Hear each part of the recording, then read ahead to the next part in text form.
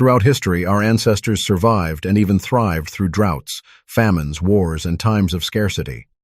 Not by luck, but through wisdom, community, and faith-driven ingenuity. Let's take a look at some survival strategies they used, broken down into 5 categories. Number 1. Food and water. Survival strategies. Food preservation, drying, smoking. Meat, fish, fruit, and grains were dried or smoked to last for months. Fermentation foods like sauerkraut, kimchi, yogurt, and sourdough provided nutrition long after fresh produce was gone. Root cellars underground or shaded storage kept crops cool and edible year-round. Salting pickling salt was a vital preservative. Brining vegetables or curing meats prevented spoilage. Resourcefulness. Foraging. They knew which wild plants, nuts, and roots were edible or medicinal. Hunting, trapping. Even small animals or birds were used for stews and soups. Stretching meals. Broths, stews, and porridges made small portions feed large families. Water collection. Conservation. Rainwater harvesting. They collected and stored rain in barrels or underground cisterns, wells and springs. They dug deep wells and protected natural springs. Purification by boiling or filtering. They used these simple methods to ensure water safety. Number 2. Community and mutual support. Shared resources. Families or villages stored grain together in communal barns or silos. Barter systems were used. To replace money, people traded skills, tools, or food. During lean seasons, elders and widows were prioritized for protection and food. Communal meals. Potluck-style meals or feasts after harvests ensured no one went hungry. Churches were centers of charity and food distribution. Collective labor. People helped one another harvest, repair homes, and build wells.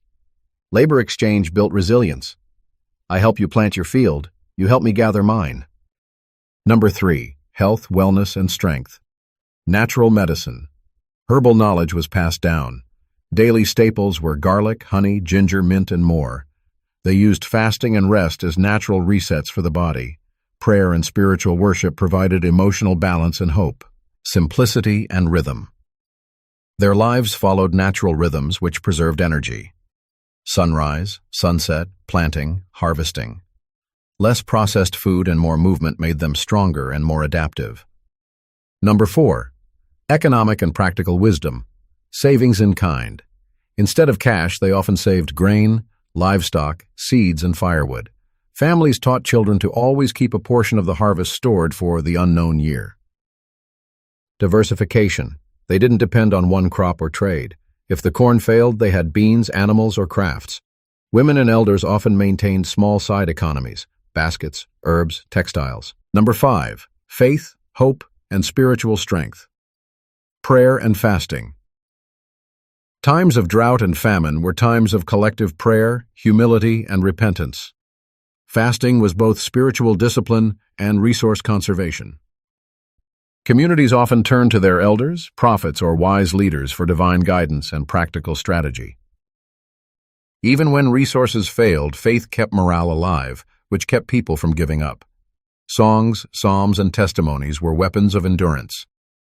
The precious ones who came before us survived through ingenuity and unshakable unity. In times with far fewer resources and innovations than we have today, their faith and determination carried them through droughts, famines, storms, and seasons of deep scarcity. If they could endure with less technology, less comfort, and fewer choices than we have now, surely we can make it with all that God has placed in our hands today.